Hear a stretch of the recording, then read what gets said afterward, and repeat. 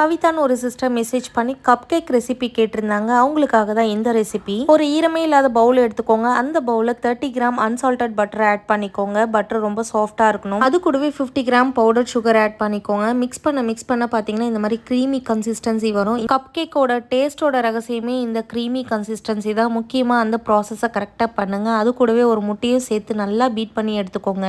இப்போ இது கூடவே 60 கிராம் மைதா எடுத்துக்கோங்க. 60 கிராம் பால், 1 gram baking powder, 1 gram baking soda plus கொஞ்சமாக சால்ட், இது எல்லாத்தையும் சேர்த்து நல்லா மிக்ஸ் பண்ணதுக்கப்புறம் ஃபைனலாக நம்மளுக்கு என்ன எசன்ஸ் வேணுமோ அந்த எசன்ஸையும் ஆட் பண்ணிக்கோங்க. இன்னைக்கு நான் பைனாப்பிள் எசன்ஸ் ஆட் பண்ணியிருக்கேன். இப்போ கப் கேக் மோல்டு எடுத்துட்டு ஆல்ரெடி நம்ம ஃபில் பண்ணி வச்ச பேட்டரை இந்த கப் கேக் மோல்டுக்குள்ளே ஊற்றி 150 டிகிரி செல்சியஸில் 20 மினிட்ஸ் பேக் பண்ணி எடுத்தால் சூப்பர் சாஃப்டான செம்மையான கப் கேக் ரெடி.